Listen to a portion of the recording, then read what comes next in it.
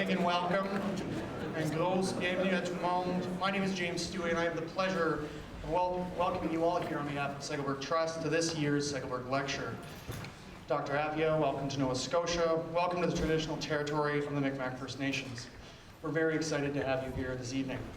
Segelberg Trust was established in 1984 by Reverend Dr. Eric Segelberg. This trust strives to provide opportunities for dialogue and engagement about beliefs and spirituality within areas of theology, public policy, and in the environment. Be it through talks of global caliber, such as this, or by allowing kids to go to summer camp. The Trust and its board are proud of the programs and partners it supports and grateful for the opportunity to help shape and influence society through them. Tonight, Segelberg Trust is partnered with a host of organizations, the School of Public Admin at Dow, University of King's College, the Canadian Centre for Ethics and Public Affairs, which is a joint initiative by the Atlantic School of Theology and St. Mary's University. Pleased to see so many people in the room. I see people sitting on stairs. There are some seats, a few over here. If there are seats next to you, perhaps you could push in. I'm pleased also to welcome Bill Leahy, President of King's and past Chair of the Segelberg Lecture Series Committee, the Right Reverend Michael Hawkins, Bishop of Saskatchewan and Chair of the Council of the North. Members of the Segelberg Trust Board, David Garrett and Susan Harris. Members of the Segelberg Trust Lecture Series Committee, many students, faculty, and members of the public, we're very happy to see you here tonight. Thank you for the many of those of you joining online. We know we have people around the world, in the UK, in LA, in New York, Toronto. I know in particular there is one very excited 3-year-old who is likely jumping up and down on Mom and Daddy's bed in Ottawa because Daddy's on TV. Anderson, please stop jumping on the bed. For those of you online who would like to participate in the Q&A, that'll happen in about 45 minutes if I ever stop talking. You can post your questions through the SESEPA Facebook, SESEPA Twitter. You can log into the chat or use info@sesepa.ca. In addition to our presenting partners, tonight's program is also supported by the Contemporary Studies program at King's, Cosmopolitan, and the Local and Science and Nature Project funded through the Social Science Humanities Research Council, the Institute of Human Values and Philosophy Department at St. Mary's, and the Philosophy Department at Dalhousie. Lastly, call your attention to some of the surveys in front of you. Please do take the time to fill those out. We appreciate your feedback very much, and again, are very thankful for the turnout tonight. I'll hand things over to Chris Stover, who's Executive Director of the Canadian Centre for Ethics and Public Affairs, who will introduce our much anticipated speaker. Chris.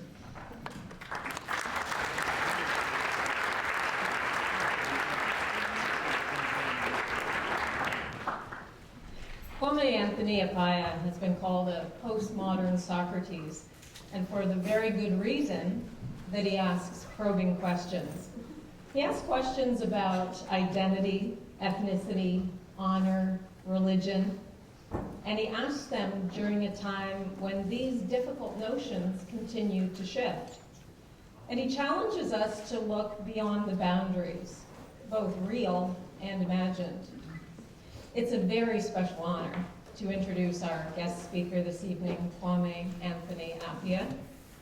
I remember driving home from the Annapolis Valley a few years ago and hearing him on CBC Ideas and getting really excited about the possibility of inviting him to speak to us here in Halifax. And just so you know how fortunate we are to have him here, Anthony Appiah has been named one of Foreign Policy's top 100 public intellectuals. He teaches at New York University and considers readers' ethical quandaries in a weekly column as the ethicist for the New York Times Magazine.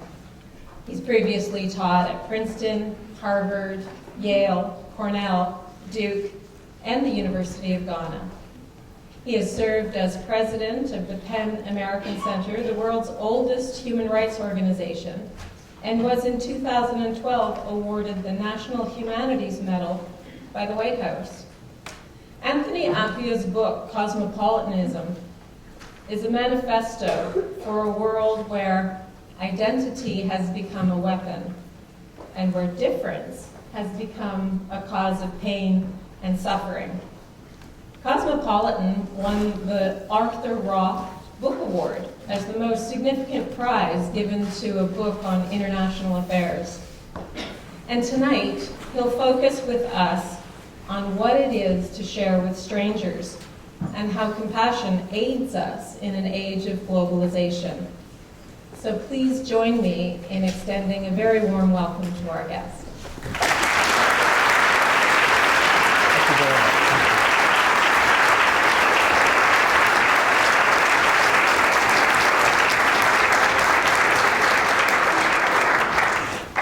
Thank you very much for that kind introduction. The trouble with the age of the internet is that you cannot escape certain epithets, and as you can imagine, not everybody wants to be called a postmodern Socrates.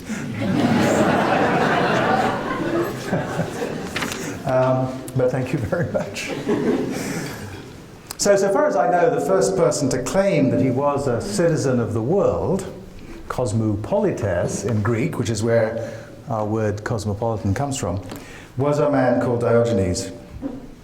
Diogenes was the most colourful of the founders of the philosophical movement called Cynicism, and he was born sometime in the late 5th century before the Common Era in Sinope, which is a town on the southern coast of the Black Sea, so it's now in Turkey. Diogenes lived, tradition reports, in a large terracotta pot. It is said that he did what my English nanny would have called his business in public. And if you don't know what an English nanny would have called your business, my nanny wouldn't have wanted me to tell you. He also did what Hugh Hefner, the inventor of Playboy, made his business in public too. And my nanny would have been even less keen on my explaining that to you. So he was, in short, a sort of 4th century BCE performance artist. You will not be surprised to hear that he was kicked out of Sinope. But for better or worse, Diogenes is the first person who's supposed to have said that he was a citizen of the world. Now, this is a metaphor, of course, because citizens share a state in Diogenes' sense of a polis, and there wasn't a world state, there wasn't a cosmopolis for Diogenes to be a citizen of. So what Diogenes thought was that we could think of each other as if we were fellow citizens, even if we're not. And that meant thinking of people who were not in your polis as being close to you in a way that people who were really in your polis were. So just as within your community you should care about every one of your fellow citizens, so in the world as a whole you should care about your fellow world citizens. Now, another key element of a cosmopolitan philosophy is Diogenes' idea that we can borrow ideas, good ideas, from all over the world, not just from our own society. It's worth listening to others because they may have something to teach us, and it's worth listening to us because they may have something to learn. So Diogenes insisted on the value of conversation across differences as a fundamental human good. This kind of cosmopolitanism is universalistic. It believes that every human being matters, that we have a shared obligation to care for one another. But what you owe to people depends naturally on your connections with them. So, like the Confucians, the cosmopolitans think that our first care can be for our own, for our families and our friends and our countries. But the priority of some does not deny the importance of all. So we have duties to every human being. And what distinguishes cosmopolitans from many other universalist philosophies is that we also accept a wide range of legitimate human diversity. In caring for strangers, we do not want to force them into our own mold. And that respect for diversity comes from something that also, I think, goes back to the time of Diogenes, which is tolerance for other people's choices of how to live, and humility about what we ourselves know. So conversation across religions and races and ethnicities and nationalities is worthwhile because through conversation you can learn from people with ideas, even ideas that clash with your own. And it's worthwhile too because given that we live in a world that does in fact have many different kinds of people, we can only live respectfully in peace with one another if we understand each other, even when we do not agree. Now, globalization has obviously made this ideal relevant, which it really wasn't when Diogenes thought of it. Because there are two things you obviously need to make citizenship real. You need to know about the lives of your fellow citizens on the one hand, and you have to be able to affect them on the other. And Diogenes didn't know about most human beings in Asia or Africa or even in Western Europe. He knew probably as little about the Celts as he knew about the Chinese. And nothing he did was likely to have much impact on them either, so he didn't have the knowledge and he didn't have the capacity to affect people. And as I say, you can't give real meaning to the idea that we're all fellow citizens unless we can both affect and know about each other. Now, in both of these respects, it's obvious that we don't any longer live in Diogenes' world. In the last few centuries, as every human community has gradually been drawn into a single web of trade and a global network of information, we've come to a point where each of us can realistically imagine contacting any one of our 7 billion fellow humans. And so the challenge now is to take minds and hearts that were formed over long millennia of living in little local troops and equip us with ideas and institutions that will allow us to cohabit as the global tribe we have now become. Many people think that the great challenge here is to recognize, to reconcile the need for a sense of global citizenship, a cosmopolitan spirit, with the reality of modern nationalism. And that view has gained support in the wake of things like the Brexit vote in Britain, and the I should say in England, since the Scots would like to point out that they did not vote for Brexit. The continuing rise of people like Marine Le Pen in France, and Geert Wilders in the Netherlands, and my own president to the south.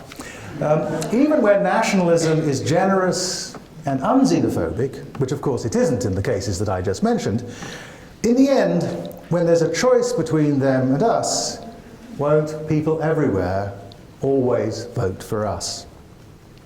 Well, I want to persuade you that the history of nationalism actually gives reason for hope, that we can more than reconcile our citizenship in states with our citizenship of the global community, and in fact, that we can do so in the very way that made modern nationalism possible. This is, I hope, a surprising proposal, so let me begin by developing a historical picture of the rise of nationalism. Almost everywhere, everyone today on the planet thinks it is as natural as could possibly be that the world is divided into a couple of hundred nation states whose members, if they are lucky, are patriotic citizens of a country they love. But in fact, the nation state took form only slowly and only relatively recently. The Treaty of Westphalia in 1648, I'm a humanist, so that seems recent to me, turned the Holy Roman Empire into a collection of states, each with its own sovereignty. And in so doing, it set in motion a significant shift in the heart of Europe. These newly independent states inherited religious freedoms established in the Reformation by the Augsburg Confession of 1530, which granted rulers the right to determine their own religious affiliation and with it the affiliation of their subjects, cuius regio eius religio. And so political theorists speak of a Westphalian model where each nation-state has its own sovereign, subject to no higher secular authority and independent not just of the empire, but also, that is the Holy Roman Empire, but also of Rome, that is the Church.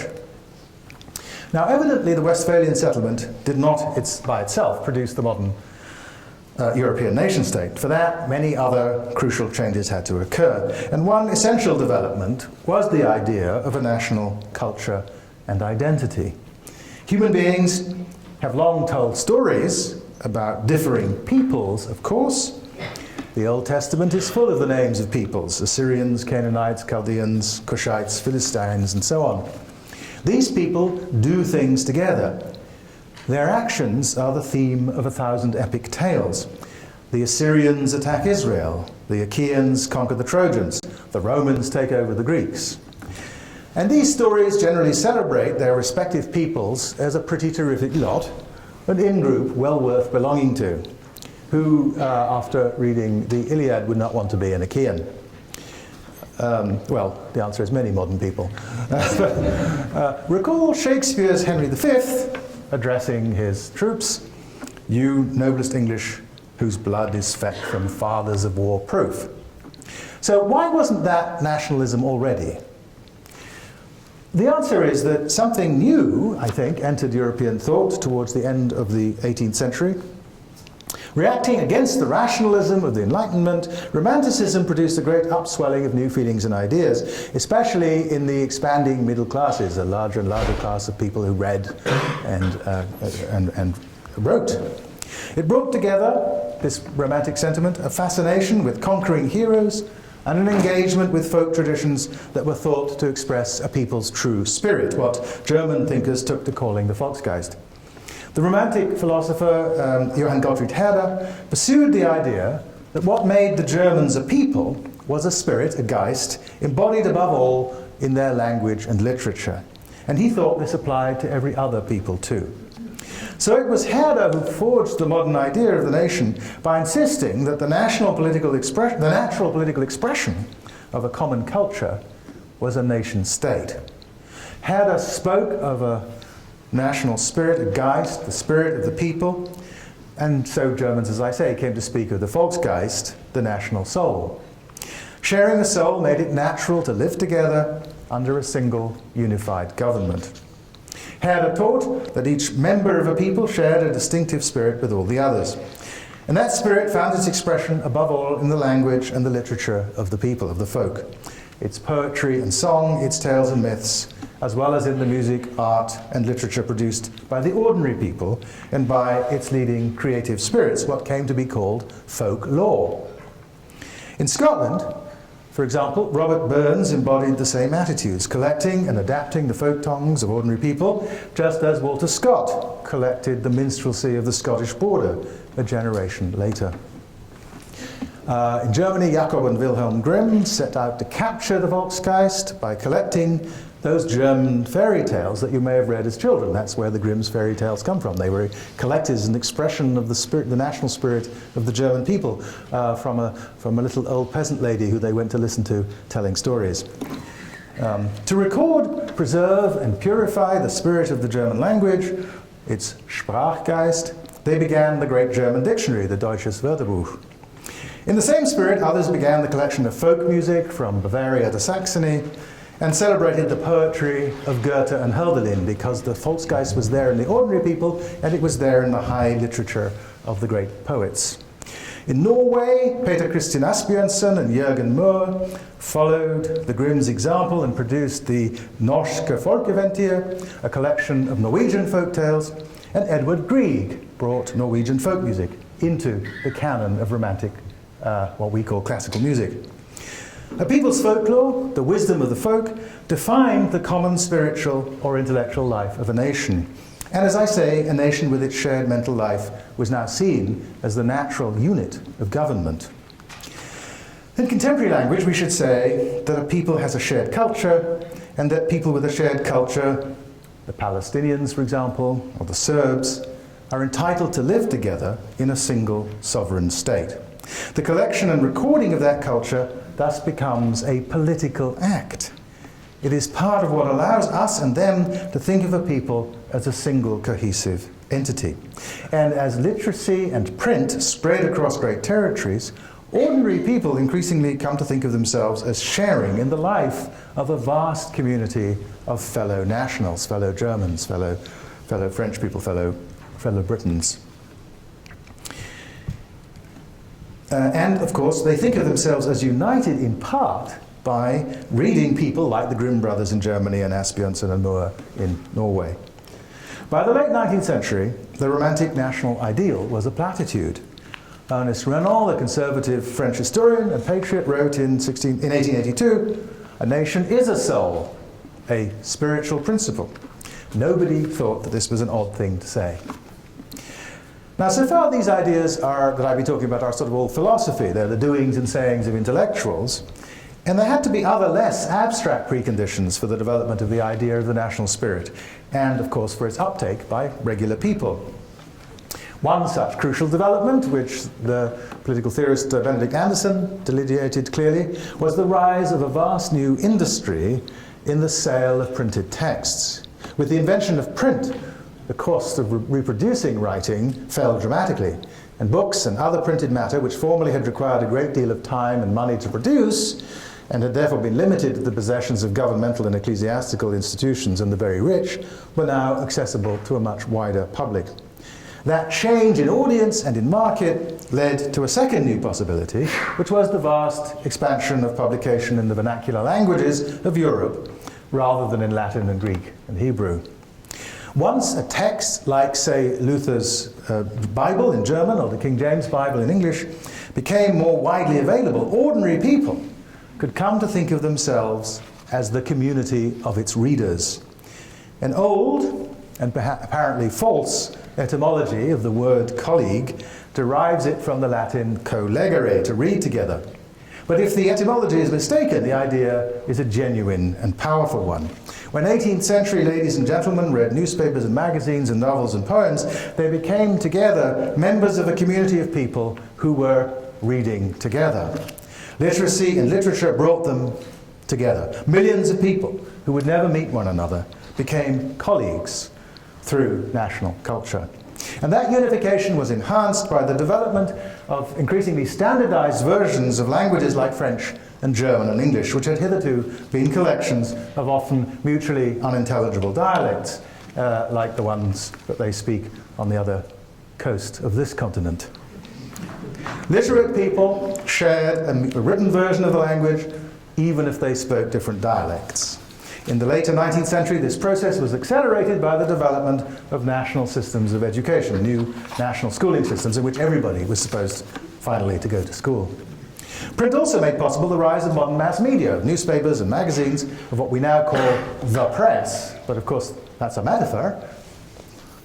It was once meant, the press, the people pressing down the typeface onto the paper, in which speakers of a printed language in the press could read of the doings of their nation, in which Britain or Germany or France or Spain could become protagonists in a narrative of world history. You read in the newspapers about what we Britons had done, or what we, the French, had done, we the Germans. So you weren't just reading together, you were reading about us together. You were reading about the doings of us, the new late 19th century nation states. And newly expanded state bureaucracies could now address people with this shared language, and so the ruling classes could speak to vast national publics more directly than ever before. And so began the close interdependence, sometimes hostile, sometimes intimate, between a political and literary and intellectual leadership and intelligentsia, which is one of the hallmarks of the modern state, the relationship between the rulers and the intelligentsia. This interdependence is inevitable if, to return to philosophy, the nation's identity lies in its national spirit or its Geist, because, of course, the intelligentsia are the high priests of the spirit. Historians, novelists, poets, philosophers, composers, and teachers, all these create or transmit the culture that is the nation's essence, its core, its meaning. And later, with the development of the non-print-based mass media, records, movies, television, and now the web, the intelligentsia is joined by creators of mass culture and their heroes and heroines, the stars of song and sport and screen. And a struggle for the nation's soul takes place between the old intelligentsia and the new masters of the mass media.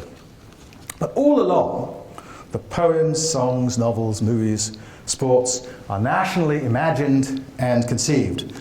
British rock, German classical music, French novels, Indian movies, Bollywood, Ghanaian soccer, Canadian studies. These imaginings provide the emotional texture of our sense of citizenship. National stories, a history of the nation, national literature, film, television, and other narrative arts, the music of our homeland and the sports we follow together, all these are a significant part of what makes modern patriotism possible. Fellow citizens in a vast nation must be strangers. We cannot know each other, but we can come together because of experiences we share. So I began with the late 18th century birth of the modern theory of nationalism, and I went on to talk about its rise in England and Germany and France. It's worth remembering, though, that the moment when much of Western Europe adopted the Westphalian picture, it was very much a minority position globally. To the east, for example, the Ottoman Empire was made up of a variety of people speaking many languages, living often in multicultural, multilinguistic, multi-religious cities where each religious or ethnic group governed itself largely by its own rules. To separate them into distinct political units would have required a great deal of what later came to be called ethnic cleansing. East of the Ottomans, Shah Jahan was ruling a Mughal empire that was also composed of many religions and peoples. Here too, these peoples often lived side by side. And in China, the Manchu rulers of the Qing dynasty had ended Ming rule just 4 years earlier in 1644. They ended the Ming dynasty, taking over a vast territory that, like the Ottoman and Mughal empires, was once more remarkably internally diverse in language, religion, cuisine, and the practices of everyday life. In Africa, on much of the northern coastline, the Ottomans still ruled. To their south and east, the Emperor Fasilides had recently expelled the Jesuits from Ethiopia. They were already being expelled in the 17th century, the Jesuits, consolidating his hold on an empire that had persisted in various forms since the 1st century before the Common Era. In West Africa, the Empire of Songhai lay in ruins, destroyed first by a Hausa revolt and then by the assaults of the Moroccan Sultan. In Central Africa, in the Congo Kingdom, the Catholic king was struggling with secession and dealing, as Congo kings had had to do by that point for more than a century, with the Portuguese and the Dutch. In southern Africa, Mwene Mutapa had fallen to the Portuguese a generation earlier. But large numbers of people lived all over Africa, as elsewhere all around the world, outside the control of any state, farming, hunting, gathering vegetable products and honey, and regulating their lives through local forms of very, very small-scale micro-politics. Even at the beginning of the 20th century, most of Central and Eastern Europe and much of the rest of the world were still ruled by one empire or another, and Herderian nationalism was on the rise but had not taken over. It was only at the end of the First World War, recall, that Albania, Austria, Bulgaria, the Baltic states, Czechoslovakia, Hungary, Poland and Romania ceased to be just regions of empires. In the same period, modern Turkey emerged from the core of the old Ottoman Empire, Egypt was released from its formal Ottoman allegiance in 1914, and the Arab regions in the east were divided in 1920, mostly between Britain and France. After the Second World War, boundaries shifted again, and Churchill's Iron Curtain reshaped the map yet once more. Meanwhile, with the partition of British India in 1947, some 14 million people crossed the new borders between India and Pakistan, Hindus and Sikhs into India and Muslims into Pakistan. And with the end of Europe's empires, dozens more independent states in Africa and Asia appeared on the world stage. In Africa, in 1945, only Egypt, Ethiopia, and the South African Republic were independent. Today, there are 55 independent states in the African Union. So you peer at this gleaming canvas of countries, and you can see that the paint is still wet. Many of these countries are younger than me. Yet in all of these states, old or new, indeed the one I grew up in was younger than me. I grew up in a colony which became independent when I was 3. Yet in all of these states, old or new, the nationalist picture I have been sketching, despite the novelty of it, has increasing resonance. So this picture takes a great leap of imagination, as I said earlier, to escape. And the fact that it is hard to escape should be puzzling, given the story I just told you. Furthermore, literature and music and mass culture and sport are all, in fact, quite transnational in their influences and effects. And the history with which I began left us, at the beginning of the 19th century, with a world in which hardly any nation-states actually fitted the Herderian picture of the 20th century, with a world in which hardly any nation-states actually fit the Herderian picture of the homogeneous monocultural nation living under a single government.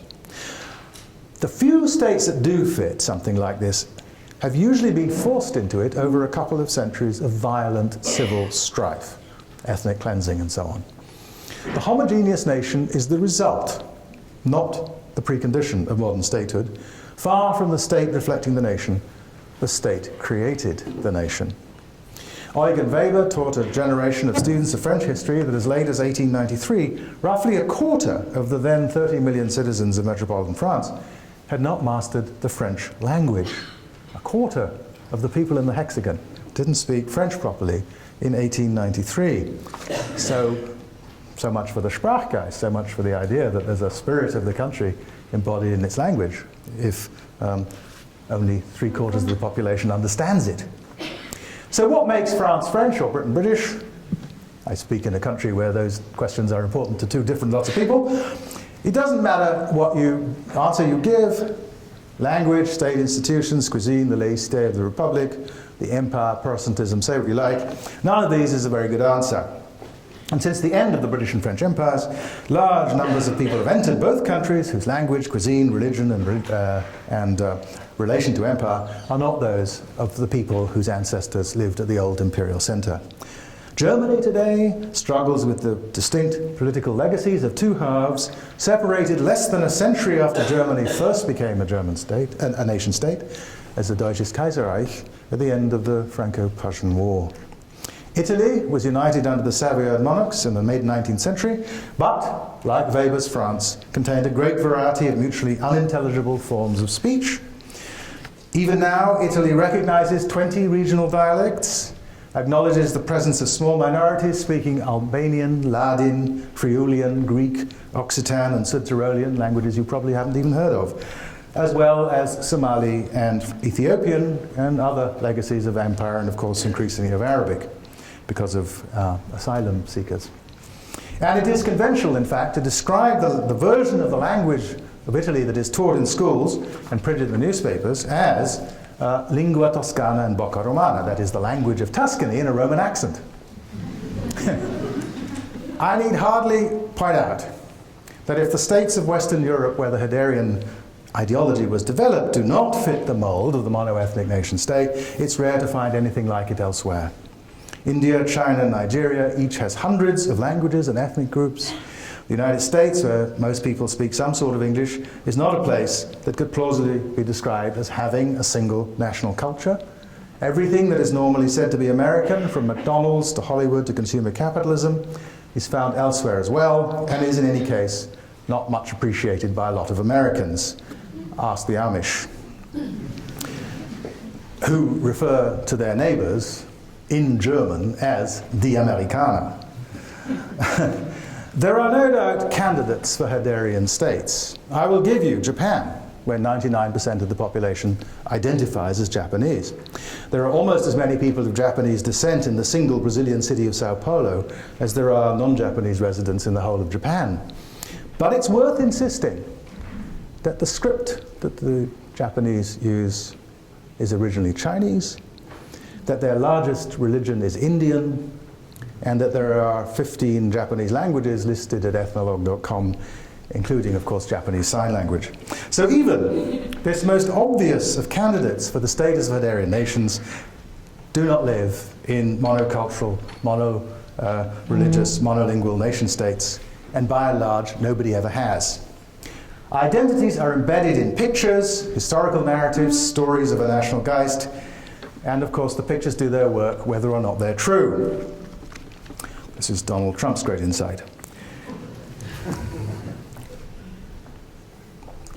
In short, while nationality has become an increasingly central feature of the identities of modern men and women, the content of nationality, its meaning for each citizen, is the result of cultural work, not of a natural and pre-existing commonality.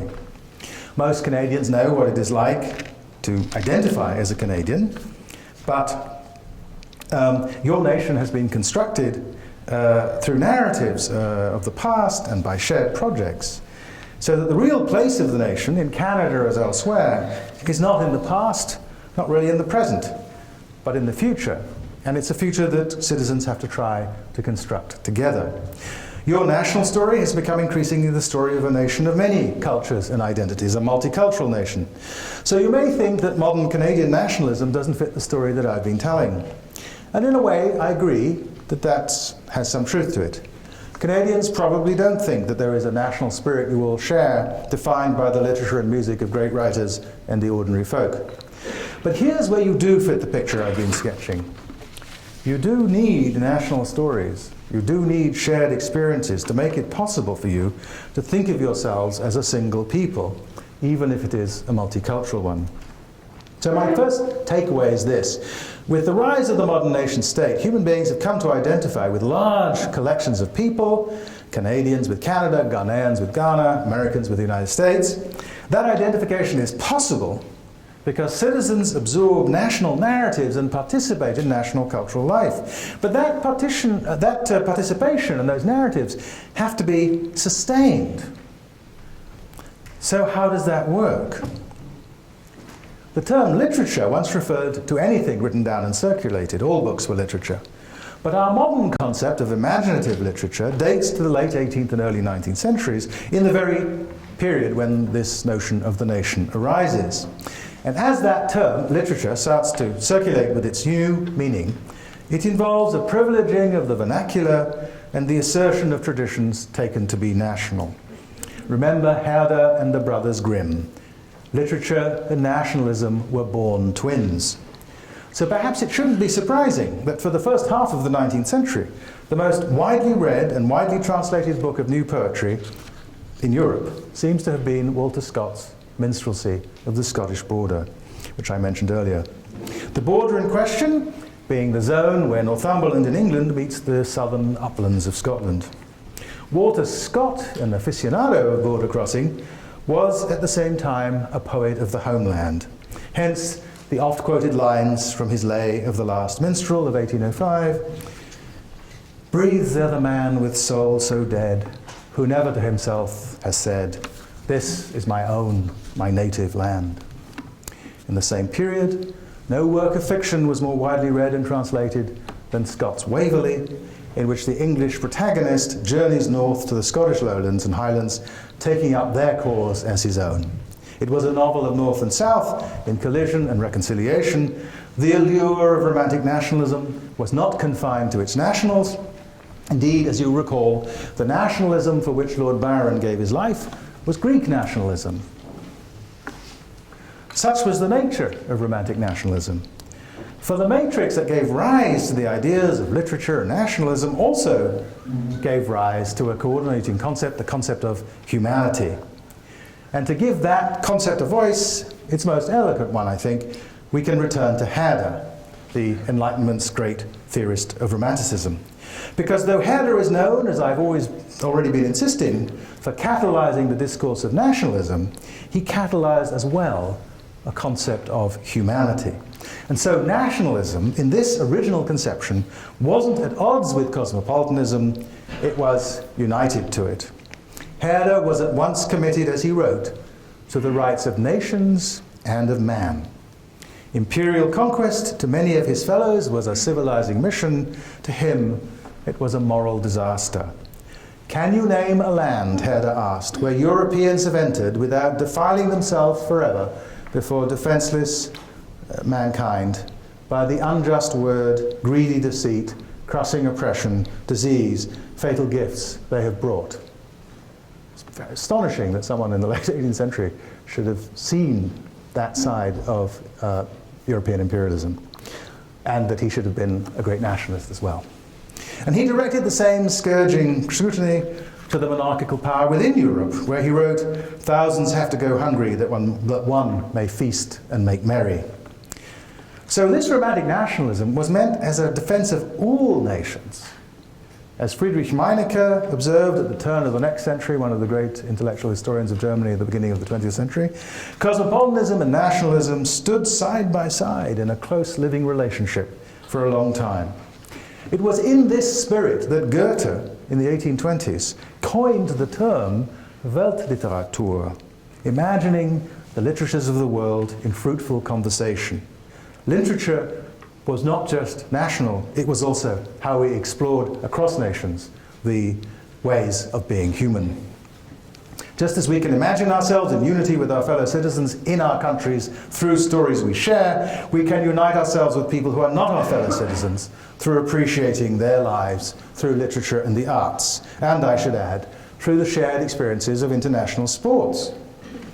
The 2004 film from Afghanistan, Osama, which this is nothing to do with bin Laden, Usama, it tells the story of the life of a girl, her name is Usama, under the Taliban, and it shows us women and girls driven out of public life to hide in the shadows as murderous and moralizing mullahs seek to impose a vision of gender they claim to derive from Islam.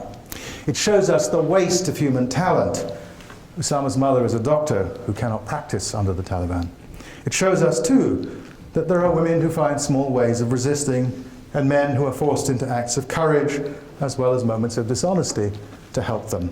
And it reminds us at the end, when Osama is handed over to be the latest of 4 unwilling wives of an elderly mullah, that what makes oppression possible is that there are people who profit as well as people who suffer.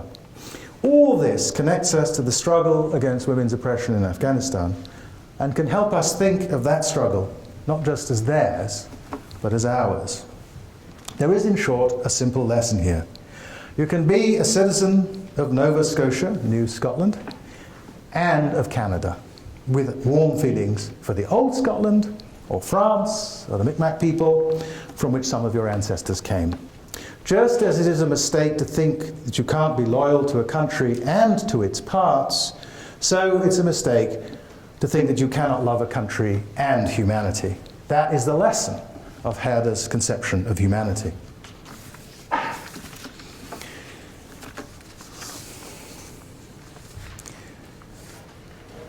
So, as I've already pointed out, the literature and the arts can play a huge role in creating a sense of national solidarity, and literature and the arts, like sports, have never been merely national enterprises. They can also be mobilized to build the connections across nations. I can make the point swiftly with a few very grand high cultural examples. Goethe is widely regarded as Germany's greatest poet. One of his most wonderful poetic cycles is called the Westöstlicher Divan.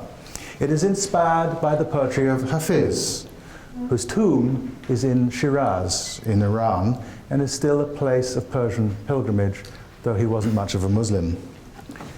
William Shakespeare is now widely regarded as England's greatest dramatist. 2 of his important influences are Livy, a Roman born in Padua, from whom he got Menenius's Parable of the Belly in Coriolanus, for example, which is one of my favorite passages in all of Shakespeare. And of course Petrarch, whose sonnets are part of the background for all the major English sonneteers of his time. Finally, and from the other side of the world, consider Matsuo Basho, the magnificent haiku master of the 17th century, who was shaped to a large degree by Zen Buddhism, which means that an Indian, Siddhartha Gautama, the Buddha, is part of Basho's Japanese heritage. The same cross-cultural contamination is there in music, as we all know. Where would modern North American music be without Europe and Africa and Asia? As for sports, I suspect that here in Nova Scotia I need only to utter one abbreviated name to make the point. Man U. Man U is interesting because it has fans all over the world, and also detractors.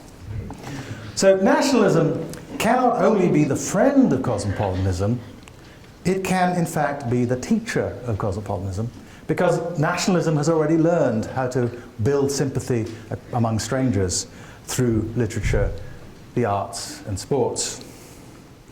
A final point here. Many of those Canadians who have responded warmly to the tragedy in Syria and the vast outpouring of people in need of asylum have responded not in spite of their love of Canada, of course, but because of it. You think of your country as a haven of refuge, those of you who are sympathetic to this situation. You think of yourselves as a place of welcome. But it took the work of writers and artists and religious leaders and other intellectuals, as well as the heartfelt responses of ordinary people over the decades, to make that happen. You created a culture in which it is possible to be a Canadian who understands what Immanuel Kant identified as the principle of cosmopolitan duty. Quote, hospitality means the right of a stranger not to be treated as an enemy when he arrives in the land of another. But you did not need to learn this from an 18th century German philosopher. You learned it from traditions you have developed here together at home. In my own country, where government and many of the whose government and many of whose people do not, at the moment, share this honourable response, though I want to be clear that many, many of us do, the way forward is not, I think, to appeal to cosmopolitanism, which they do not feel, against nationalism. Rather, I think we should call on the cosmopolitan elements of national traditions, drawing on what is best in our history as a nation of immigrants. We can remind ourselves that the Statue of Liberty is an American monument given to us by France, the welcome gift of the French people, and that Emma Lazarus is an American poet. Give me your tad, your poor, your huddled masses learning to breathe free, the wretched refuse of your teeming shore. Send these, the homeless, tempest-tossed to me. I lift my lamp beside the golden door. It may not be a great poem, but it is a great sentiment, and it is American as apple pie. Thank you.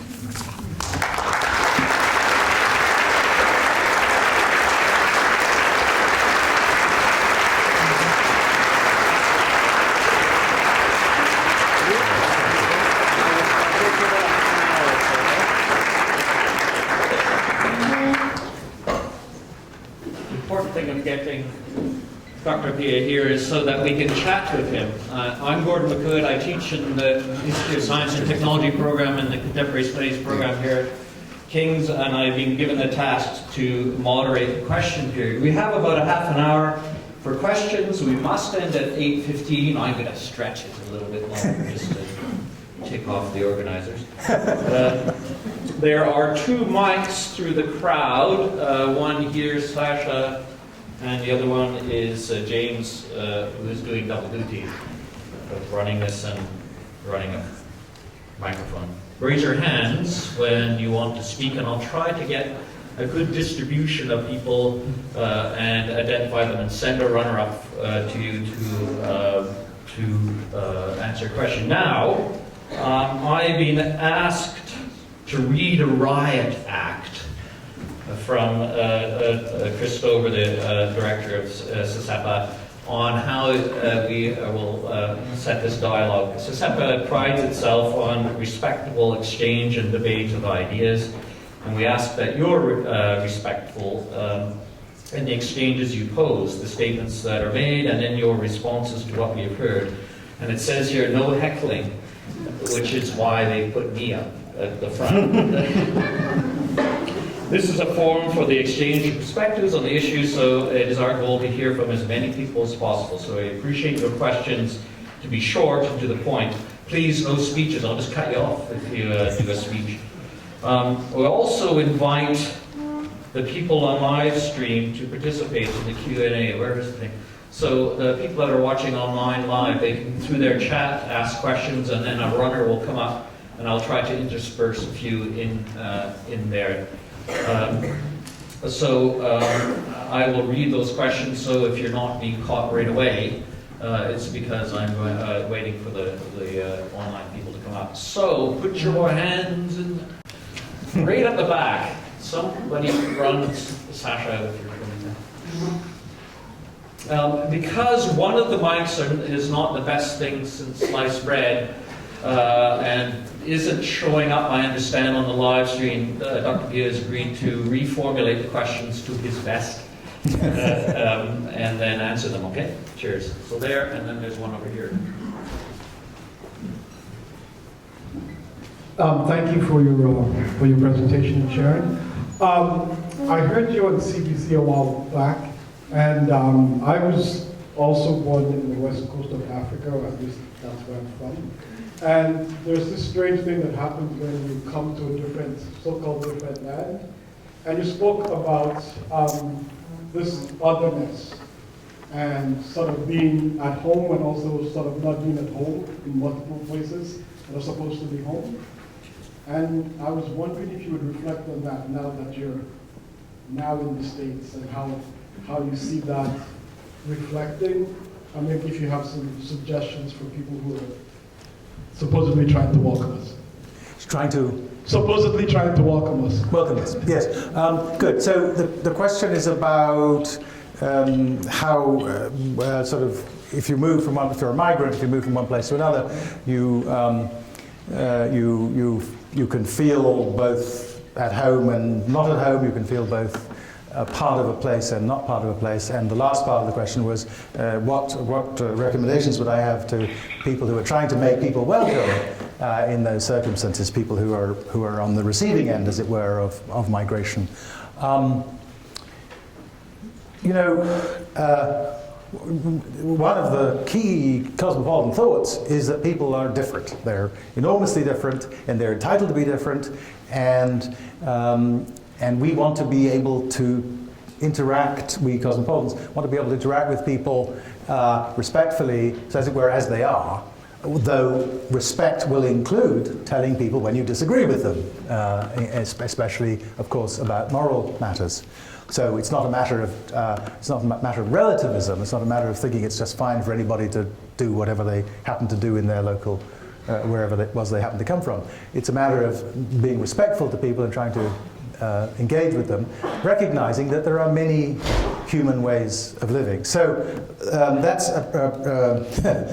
a preliminary to saying that I think the answer to how you welcome people depends on who they are and on who you are, and that those can be various in different places. So, as I say, there's a strong narrative, I think, in Canada of a contemporary narrative of welcome and of respect for asylum. It could be stronger, no doubt, and there could be larger numbers of people welcomed. But nevertheless, I'd rather be a Syrian refugee in Toronto than in a comparably sized city in the country that I live in. So, so that means that if you're welcoming people into Canada, you're welcoming them into Canada, which is a particular place, which has particular ideas and traditions and customs that incomers get to participate in the reshaping of as they become part of the fabric, so that their ideas are not permanently excluded from the possibility of incorporation, but they arrive as strangers, they arrive as people that need to, as it were, understand the place they're coming to, as well as being respectfully treated and understood. That's what I would say to my fellow Americans. We need to do a better job of explaining who we are when people come, and a better job of trying to make sense of who they are in order to incorporate them. I grew up in Britain a lot of the time. I mean, I was raised in Ghana, but I went to school in Britain and spent a lot of time there. And Britain did a terrible job in this respect, in relation especially, I think, to the rural South Asian migrants who came as one of the legacies of the British Empire. They came from a very different place, and not much effort went into explaining to them what they were coming into. And migrants often, naturally, get together and stay together in particular places, and so they accumulated, and that's natural. There's nothing wrong with that. But you need to have mechanisms of incorporation and the British did a terrible job of that, and Britain now sees some of the legacies of that failure. James, great. Thank you very much for your talk, Dr. Appiah. I just have a question about, and it's a region of the world that I think was only indirectly mentioned during your talk, but about certain movements in Latin America. And I was wondering about what you think about, let's say, a group like the Zapatistas, which express a certain form of cosmopolitanism, where Marcos says that Marcos is a feminist in politics, or a woman on public transit late at night, but also that Marcos is gay in San Francisco, Marcos is a Muslim Arab in Palestine, and expresses this universal character. But nevertheless, these kinds of movements are very much anti-nationalist, particularly because they're driven by indigenous groups who have ties not to a state, but they have ties to land. And I wonder what you think, if there's some sort of, there's clearly tension between the nationalist spirit and between these groups who are still very much alive and very much everywhere in Latin America. I was wondering how you think maybe like your sort of cosmopolitan project should address these groups. Good. So part of the reason that they exist, these groups, is because the Mexican state has done a dismal job of giving meaning to the idea of the equality of Mexican citizenship. That puts them on a long list of countries. I don't wish to pick on the Mexicans as if nobody else has that problem. That problem exists pretty widely in the world today.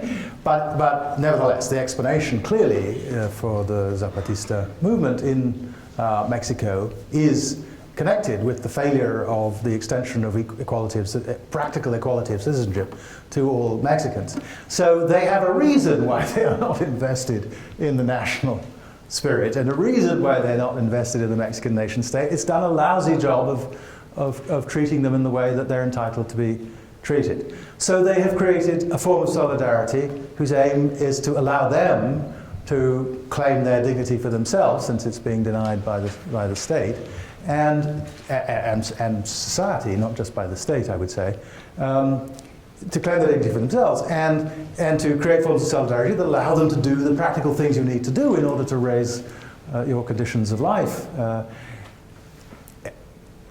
I don't know enough about this movement to answer precisely.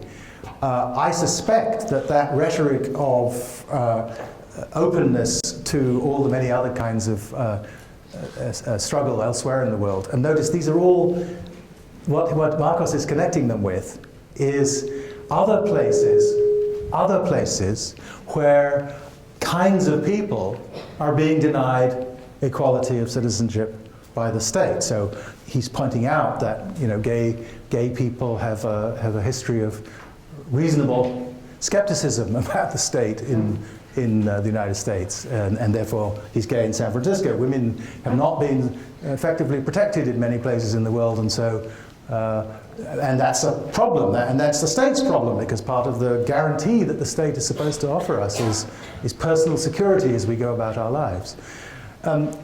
So that's honourable, and it points to a genuine analogy with their situation, but it's I don't know how much that ties to the experience of the ordinary followers of the movement. I just don't know whether they grasp that. And frankly, I don't think they need to. What they need, the problem they're trying to solve may need imaginative leadership that sees these connections, but maybe they don't need to. Maybe they just need to focus on, as I said, building a sense of dignity and self-respect in order to challenge a state narrative that denies that to them.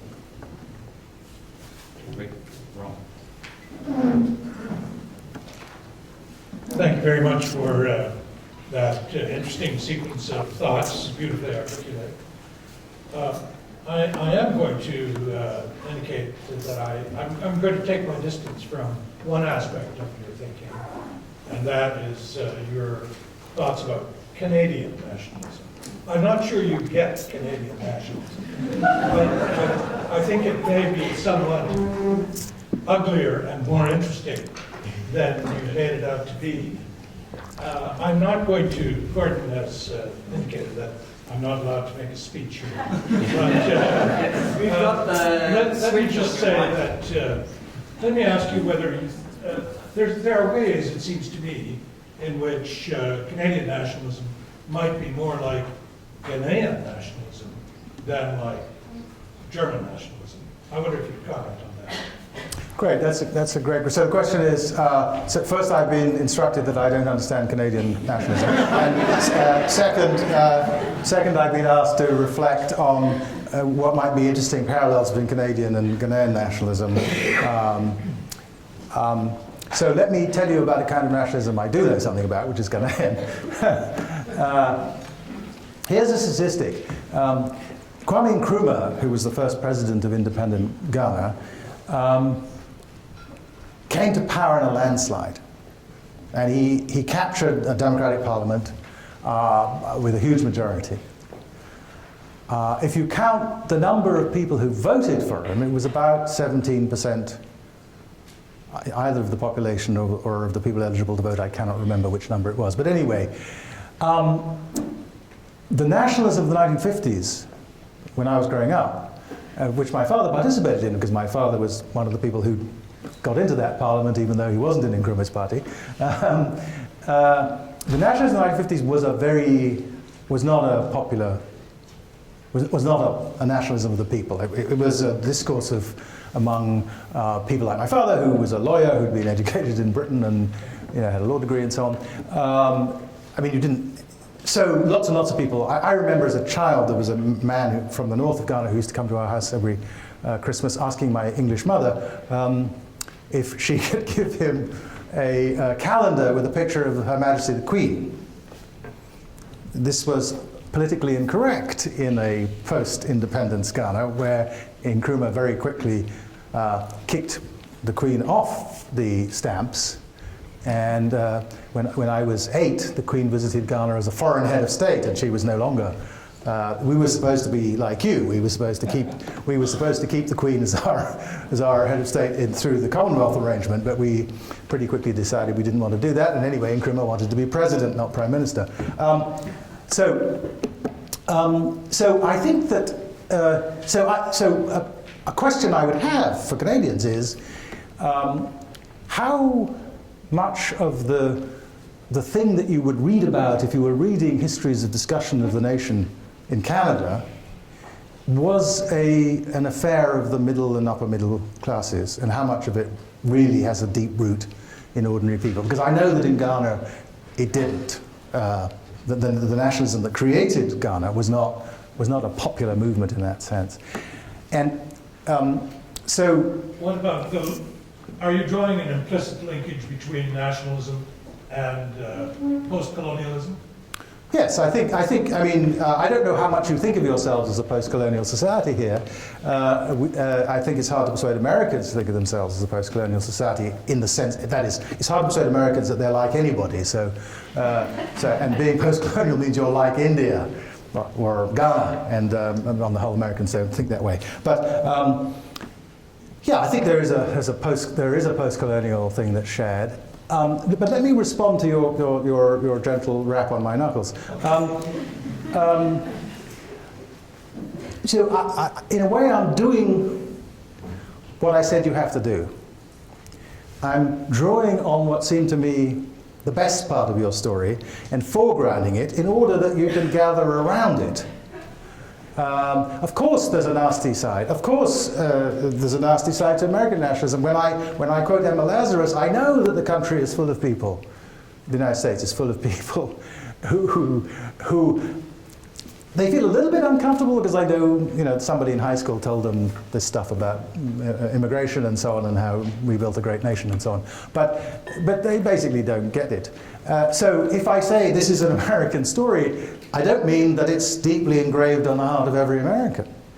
I do think that there's a good sense in which it is an American claim, and I think that the side of Canada that's open, that has welcomed the Syrian. I mean, not enough, of course. Nobody's admitted enough. But you and the Germans have done, by world standards, a very honourable job. And it's because you're Canadians and Germans, because you have the histories and the stories you do, that you're able to do that. And it's because we don't, right now in the United States, that we can't. So I want to get you to hold on to my fantasy of Canadian identity, because I think that it's true enough that if you do hold on to it, you'll be able to be a better Canada. And we would be a better United States if we were able to hold on to the good side of our stories. So this is about, I'm participating in the contest rather than simply standing back and trying to describe something. Thank you. I think I heard a heckle. There's a James.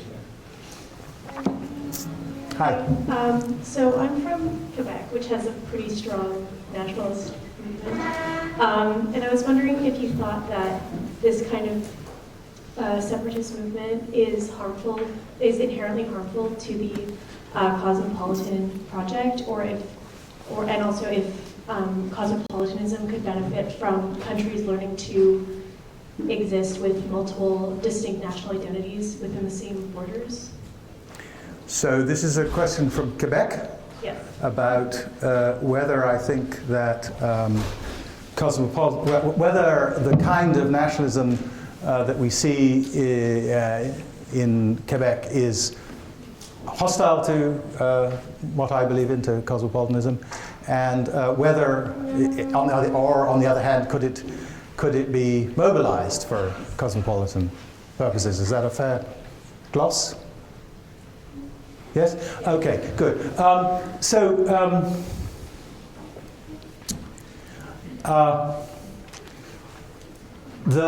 So here's the thing about Quebec nationalism, right? First of all, it's like the Zapatistas. It arises in part out of a sense of resentment against the state, the federal state, right? Now, and you may or may not agree with the historical narrative that generates the resentment, but let's just grant that that's what people feel, and that it's a response of that sort. But it also has, after all, a charming transnational dimension. It makes Quebec part of Francophonie. It makes Haitian immigration to Montreal easier than to New York City, perhaps. It makes for a country in which, if you in which whose cultural life is enriched by having a vigorous literature in more than one language, more than one of your national languages, and there's nothing inconsistent, I think, with having a strong sense of nationalism that wants to leave Canada, right? That kind of nationalism. It's separatist, and my only worry about, and if as it were, that's really what people want, and there's a political unit within which it's been discussed, and they made up their mind that that's what they want to do. I think it's sort of up to them, let them do it. That's my view. If the Scots want to leave Britain, really want to leave Britain, and have thought about it, and that's what they want to do, I think they're entitled to it. If the Palestinians want a state, I think they're entitled to it. In all of these cases, especially in the last one, there's a lot of difficulty about what it would practically mean to do these things. I would favor something more like what I think of as the natural combination of loyalty to Quebec and loyalty to Canada. I would think of that as natural, just as I think American Southerners can be loyal to the South, to their states, and to the United States. Just as I think me in Ghana, where I grew up in Kumasi, it's the capital of an old empire, Asante.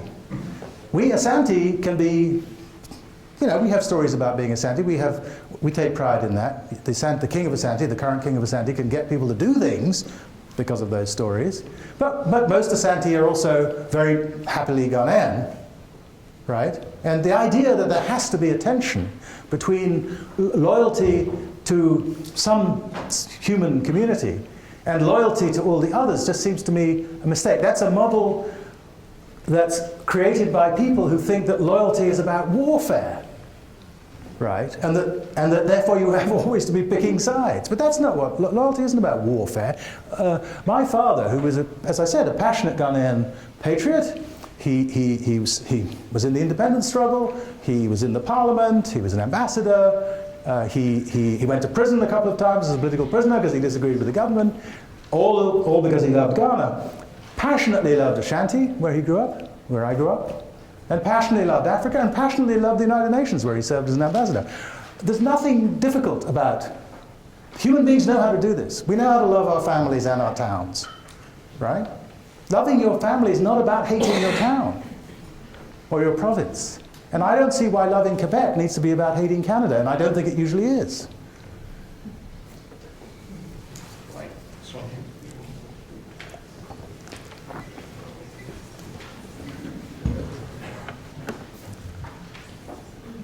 Hi. So you talked at length about how literature and basically material forms of culture was a way that we could basically have a conversation with another without being right next to them, and was a means for producing a kind of a geist, commonality, I guess. But I'm curious as to what you would say about kind of the darker side of this process.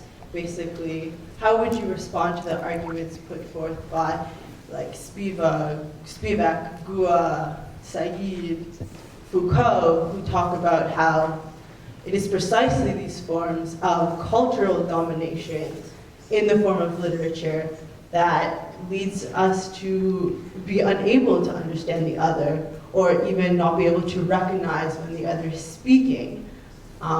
In specific, I'm like thinking of that quote, I think it's by Tutu, who said, at one point the African had the land, and they had the Bible or the book, and then when I closed my eyes, they had the land, and we had the Bible. So you understand what I'm saying, basically, that, you know, as much as literature and communication and material forms of culture can facilitate understanding, it's a certain kind of understanding. So how do you approach this? Okay, did everybody hear that? Good. So, look, all cultural materials have the following property. They can be used for good and they can be used for evil. I do not believe that, say, the minstrelsy of the Scottish border is intrinsically tied up only with the possibility of the kind of imperialism that Britain was practicing when it was written. I just don't believe that. My father, as it happens, was the president of the Burns Society of Kumasi. So we, in Kumasi, had a strong group of people who loved two things about Scotland, Robert Burns and whiskey. And my father was deeply committed to both.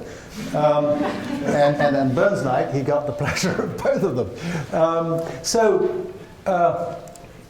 Yes, first of all, a story that brings together the A's can, of course, risk creating a solidarity against the B's. It doesn't have to happen, but it's one of the things that can happen. And yes, certain forms of narrative, if not handled carefully, as it were, can undergird not just the things we want to sustain in terms of democratic national solidarity, but also the things we, that is those of us who care about morality, for example, would rather not see. There's always a risk of that. That's how we are. We're, in the tradition I was raised in, I think of this in terms of original sin. We have a problem, we humans. So yes, but I think it's a mistake to see it as built into, as it were, the texts themselves. We need to find traditions, responses to the texts that recognize some of their implications, their entanglement with things that we don't like, that we shouldn't like, that are wrong, but also allow us to go on appreciating them. If you only read poems and novels by people of whom you can totally, morally be confident, I'm not sure what you would read. So we have to learn to read around, through, against the things in texts. Look, this is one of the great debates in modern African literary studies, which Achebe started by his critique of Conrad and that novella, Heart of Darkness. You could say that a lot of, perhaps almost every one of the novels that Achebe wrote was written against Heart of Darkness. I think he might have said this himself. I think he did say that to me once, something like that. Now I think that that's, and he thought, that's not a reason not to read Heart of Darkness. And he understood that there is, for example, in Heart of Darkness, some amazing writing, some amazing prose about the forest in the Congo River Basin. And in those moments when that book is hard for an African to read because the Africans are sort of savage and also they don't say anything, they're silent, even though, of course, the landscape is full of people who were in fact talking a lot. You know, we just have to keep reading. We have to, and we have to. So I do not think that the books that some people are criticizing are, as it were, worse than any other books. Anything you read in the 19th century with a modicum of sensitivity is going to strike you as sexist. I mean, if it talks about human beings, anyway. Even John Stuart Mill on the subjection of women will strike you as sexist. And he's, of course, against it. So, you know, and that's good because we've made moral progress. But as I say, we can't leave our human past behind. And so we have to go on reading these things, but reading them intelligently and sometimes against the grain. No, sorry. There's a chance to meet tomorrow with him when I'm going to note it at the end. There's a question from online just before that one starts up there. There'll be one question. We just want to get somebody that was online sent a thing. I hope that's okay. Of course it is. This is the question. You've explained that the novel aspect of nationalism is the role of the ordinary person. And you've talked about the ordinary. How do you respond to an ordinary person, probably the person that said it, maybe not. How do you respond to an ordinary person who voted for Donald Trump to save a nationalist idea of America? Well, I'm going to go back to what I said earlier about people being different. People voted for Donald Trump for lots of reasons. After all, there was tens of millions of them. And so actually, my first question to someone, my first beginning of my conversation with someone who voted for Donald Trump is, why did you vote for Donald Trump? Tell me why. I'm a fellow citizen of yours. I didn't vote for Donald Trump. I voted for the other person.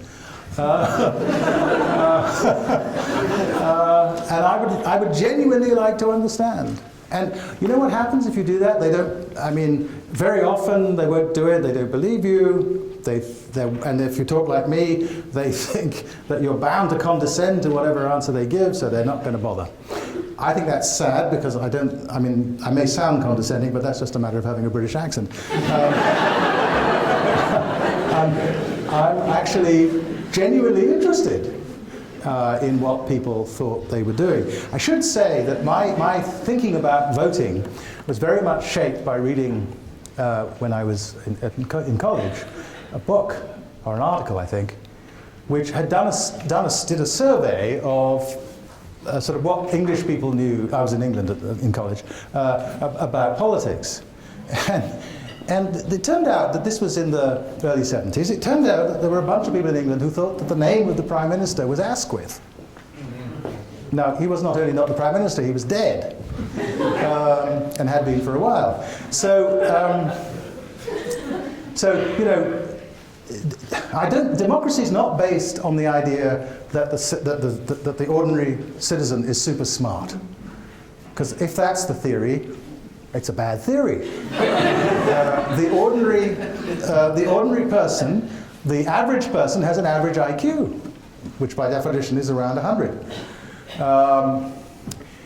And nevertheless, they're entitled to vote.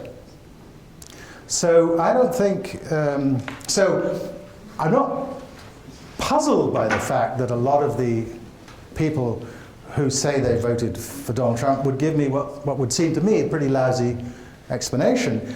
I should point out that the vast majority of the people who voted for Mrs. Clinton would give me a lousy explanation for that as well.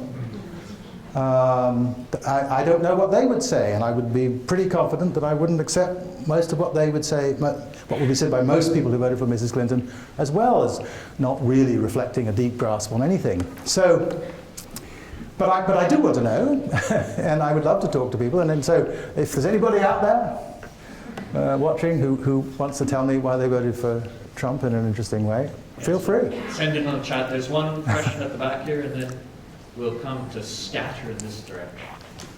Yeah, I'm wondering, like, humanity, are we inherently wicked or inherently fearful?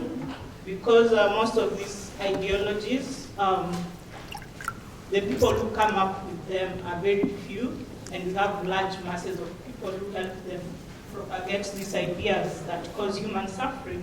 So what is it about the human spirit? And the second question is, how is literature going to survive with the competition of all this information that you're getting from social media technology? So how is what going to survive? Literature. Literature. Oh, literature.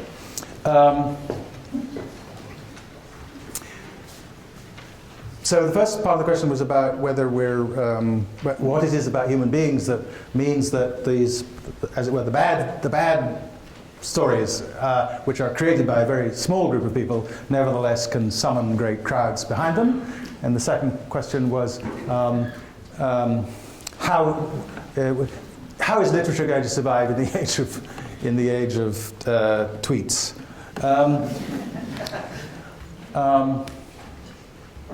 Well, first of all, haiku will survive.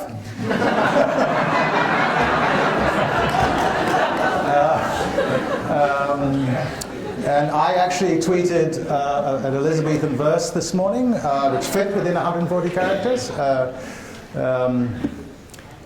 Treason doth never prosper. What's the reason? Why, if it prosper, none dare call it treason, which was said by Sir John Harrington, who was a courtier at the court of Elizabeth I. So that fitted in a tweet, including the fact that he was a courtier of Elizabeth I. That fitted in there, all under 142 characters.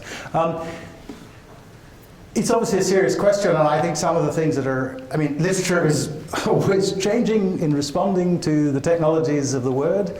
One of the amazing things I think about us as a species is that we accumulate new technologies of the word, but we never abandon any. I filled in my immigration form with a pen. People have been writing with pens in many places for thousands of years. But I also print things through a machine. I have my own press. It's called a Xerox printer. It's called a Canon printer. And I read things in newspapers, on the web, in books, and in handwriting from people who send me notes, handwritten notes. So part of what's happening, I think, is it is a big revolution. And part of what's happening is analogous to what happened with the rise of print and the development of mass literacy, which is that we're developing new forms, right, as a result of the new technologies. There were no novels when print was invented. And novels of various sorts developed in various places in response to the development of mass readership. So I don't know what's going to happen, but I'm very excited by the fact that it is going to happen, and literature will be different. In relation to the question of the relationship between literature and sympathy within and across nations, however, I think that the new technology has actually done us some pretty good things. I think, so, you know, one of the things that is sustaining many now people who would now call themselves gay, often in a place where that word is pretty new, one of the things that's sustaining those people in many places is the fact that through the web, many places where there's pervasive homophobia in the society, is that through the web they can gain access to communities of self-respecting of people who have self-respect who are also gay, and they can, instead of living in a society, only in a society that feeds back to them a highly negative image of themselves, they can draw on conversations, but also, of course, poems and movies and things that deal with homosexuality. So I think there are good things coming out of this. That people are being freed up by it as well. I didn't answer your first question, but you got me excited with the second one. That's good. We have a chance for just 2 more questions. I'm sorry, I'm going to end up clustering down here because they had their hands up for everyone. Hello. I think this may actually be slightly part 2 of what was just asked, but I want to be a little bit more specific, ask you something a little bit more specific about social media. Even the internet, produces something and gets distributed. Social media, for the first time really, is a different kind of communication. So you talked about high media and mass media related to nationalism and cosmopolitanism. You just tell me particularly the issue of algorithms and social media and how they can feed back your own view of the world. How is social media different than high media, high culture, and mass media? So how does that play into those 2 paradigms? I think that the problem that people associate with the internet of echo chambers and of people living in a world where what's fed back to them is fed back to them because the algorithms identify you very tightly in some identitarian way. I think that problem exacerbates something, but it was already there. Already in the 19th century, if you read 19th century American United States, have to be careful about that here. If you read United States newspapers and then look at the patterns of their reception, it's pretty clear that people read the news in a much more partisan way in the 19th century than they did in the 1950s and 60s and 70s. That brief period of a kind of consensus world picture within which left and right duked it out started to disappear, I think, about the time that I started living in the United States, which was the beginning of the Reagan administration, and completely disappeared at a certain point. So now you don't need a computer to be able to live entirely in the news frame of either Fox News on the one hand or MSNBC on the other. In the old days, there were 3 national channels for various reasons, partly to do with legislation. They were required to have some notion of balance and so on. Fox News says it's fair and balanced, but you fall about laughing if you look at it and see that. And the same is true of MSNBC, with which I have more natural affinity. They say things that I just think, well, that's the most tendentious possible way of saying something that I happen to agree with. So maybe we can say it less tendentiously. Maybe we could give more attention to how it might seem to the people who disagree with us. So I don't, and all that that has nothing to do with that lack of democratic attention to the other view wasn't created by the web, wasn't created by social media. But social media exacerbates that problem, and one of the interesting things I think about the sort of circulation of so-called news in mass media is that it's probably true that a larger proportion of what circulates is straight out not true than used to be the case. I mean, Fox News says things that strike me as straight out not true, but not most of what it says. It's going to be 60 degrees tomorrow. They're aiming at the truth there. If they say that there wasn't a vote on the healthcare bill in the Congress today, I'll believe them. I mean, whereas there are places on which people care about a lot where you shouldn't believe it if they say, that it snowed. because who knows whether they care about the truth enough even to trust them on that. And I do think that one of the corruptions of our sort of public life that's a consequence of Donald Trump, it is really astonishing to have someone in the White House about whom it is, I think, a reasonable view that the fact that he says something gives you no reason at all to believe it. I mean, most people lie a bit. Most people are unreliable about something. But I literally find that when something is said to be his view, I literally think, okay, my subjective probability of that stays exactly where it was, or perhaps goes down a bit. And that's terrible. That ought not to be the truth. If the current issue of, is it Time magazine? Yes. There's an amazing interview with him. The topic of the issue is lies. And there's an amazing interview with him in which he lies constantly about the lies that he has told. This is very bad. The angel is writing black marks in his book of gold, but I don't mean it's bad for him or about him or that it makes him a bad person. I mean it's bad for our country.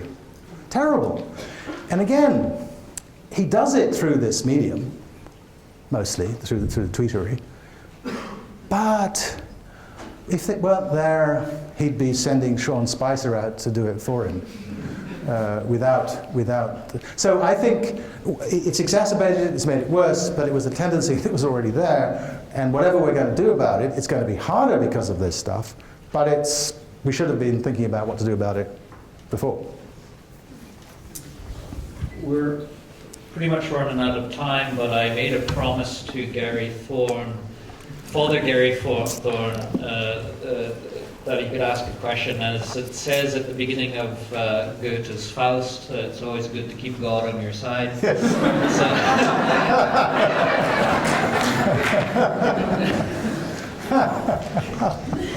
Thank you very much. Thank you. I just hope you would say just a few words about compassion. You sort of promised that in your opening remarks, and I was listening intently for it. Do you think that there is an urgent and a universal longing for true human compassion? Do you think that's one of the things that is present everywhere in the world today? And just say a word about how the world picture that you're presenting would make this a more compassionate world.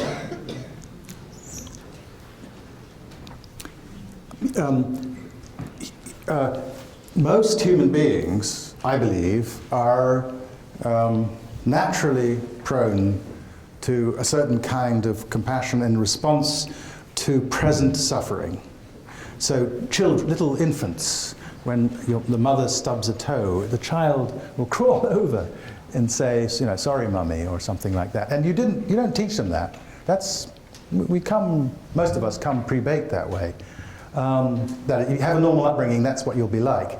There are psychopaths and so on, but normal human beings, that's how they are. So there are ways of eliciting compassion that work with most people. It takes cultural work to turn that off. And then there are people who do that cultural work. In Rwanda, in the lead up to the genocide, you call a group of people cockroaches every day on the radio. You say that they're destroying their country, that they're corrupt. The same with the Nazi press. You can turn off this thing, but I'm sort of hopeful about that. I actually think that one of the great challenges is, because that's how I think about it. I think is the really important thing is not to do that other thing. It's not to do what Radio Milcolin did in Kigali. It's not to spew hatred. And I think we should have more robust national and international institutions to stop that. So just in that particular case, the US State Department had somebody in it who considered the possibility of just blocking that radio station in Rwanda in the lead up to the genocide. And it turned out that there were very strong international law reasons why you couldn't do that. Well, I think international law should be changed on that sort of thing. I think it's the sort of thing that we know now, that if you do what the Nazi press did, or what the Rwanda's Radio Milcolin and the Hutu power people did in Rwanda, or what happened in the Balkans with a bunch of different kinds of horrible nationalism, that you know, people are led away into a horrible morass of temptation and awfulness. So in a way, what I feel is that the compassionate response is the natural human response. We're capable of that, and what we need to do is to sort of build on that. The challenge is that what's most needed now is not that kind of compassion. It's not compassion in response to the suffering of the other who's present. I was running out of time, so I left out some stuff which might have interested you, discussing Adam Smith's discussion of this question. Adam Smith's view was that it was not that for these kinds of crises, what's needed is not compassion; it's conscience. It's a principled commitment to making a world in which, for example, everybody has enough to eat, access to the best, to a decent level of available health care, and I think a state and society that you know, respect their humanity and so on. And my own view is that we need to persuade people intellectually that that is the case, that that is our moral obligation, that we have a shared, my way of putting this is to say that is that human beings have a shared obligation to guarantee that every human being has the materials for a life of dignity. That's our shared obligation. And as a citizen of Canada or the United States or Ghana or Britain, one of your jobs is to make sure that your government discharges its part of that, both by looking after its own citizens, but also by contributing to the community of nations to making sure that every nation does that. Now that's easy to say, and there are people who agree with that. The United Nations is actually full of them. I mean, the international public servants are full of people who think like that, but it's hard to get that turned into practice. But I think that one of the ways we do that is by connecting the natural compassionate response to the statistics. It's by reminding people that the people in the refugee camps in Kenya or Jordan or, you know, unfortunately many other places, that each of them is someone to whom you would respond individually if you're a normal person, but it's sort of the mass of them clouds our capacity to respond. And then what we need is conscience. Then what we need is to recognize that we have a moral duty, which I think, you know, I think that more and more people accept that that is true, and they're trying to figure out how to make it happen. That's it. We can't get any more questions.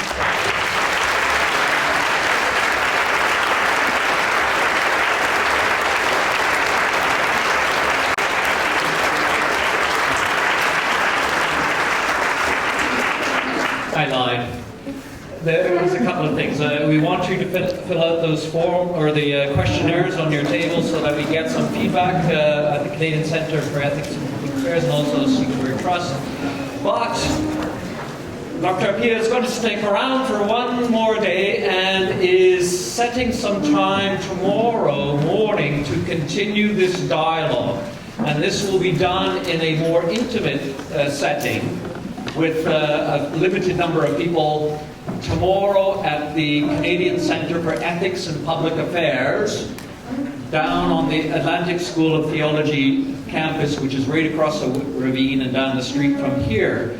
But if you're interested, students and general public want to participate in that, you have to register at that website, the Canadian Centre for Ethics and Public Affairs, and they'll tell you, give you a map and get you there. And we'd really, really like to continue that discussion tomorrow. I'll be there, Dr. Appiah will be there, and we can continue this discussion at a deeper level than just in an open question and answer period. It's my pleasure now to hand over the microphone to our President of King's, the incomparable Bill Leahy, who will express his thanks.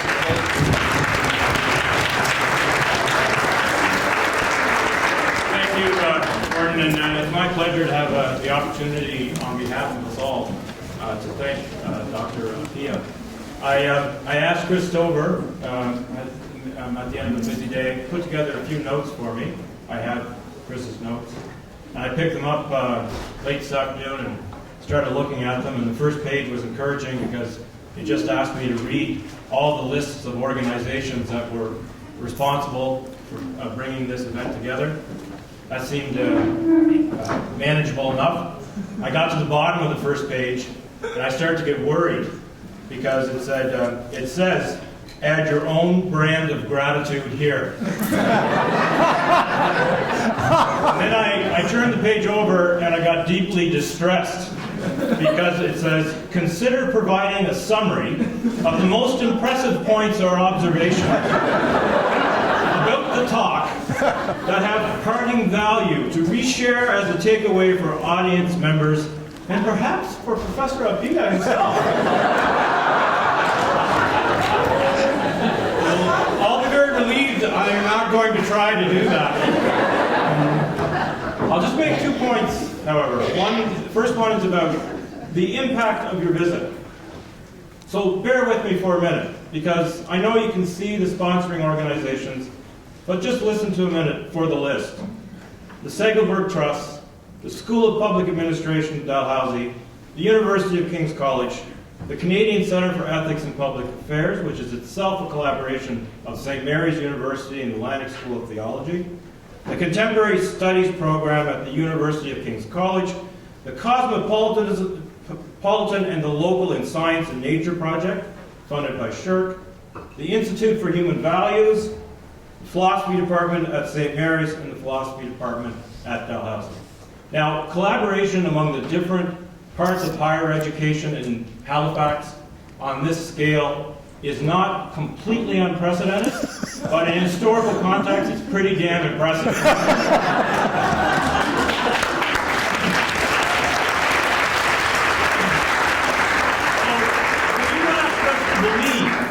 That a global consciousness and a global citizenship is possible.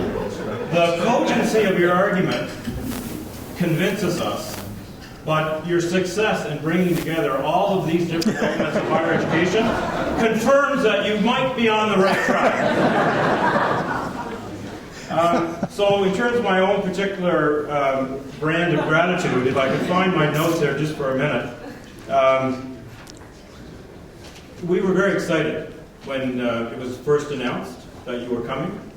And I think I'm speaking for many when I say we were very disappointed, and maybe some people were even distressed when our shared weather, right? Because it was on the New York side and the Halifax side, made it look like you couldn't make it. And relief and joy, I think, are the combined emotions when we knew that you were going to make it to Halifax.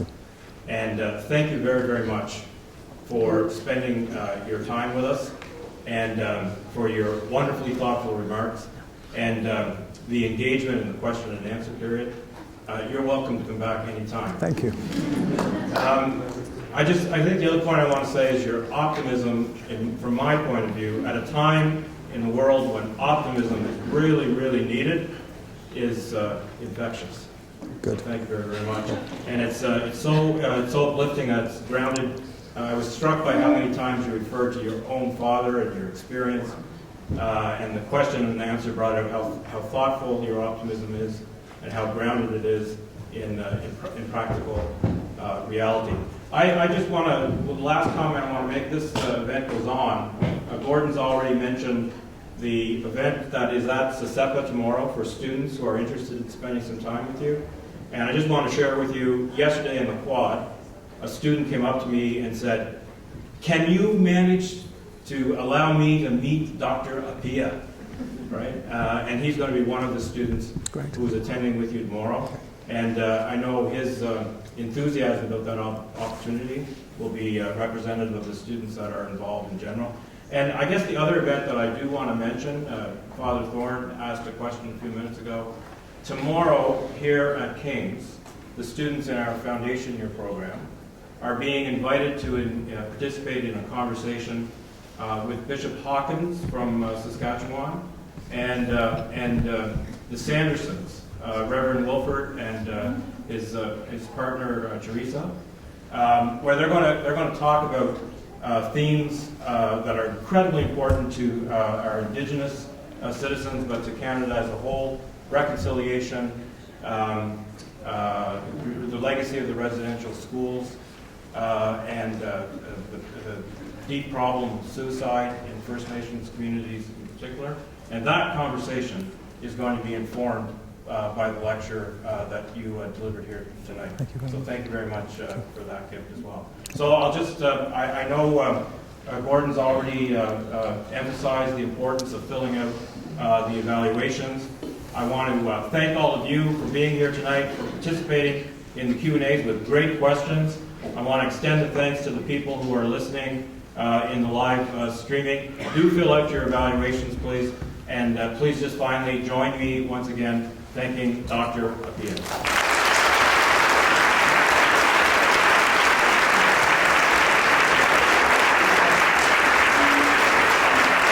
Thanks very much. Thank you.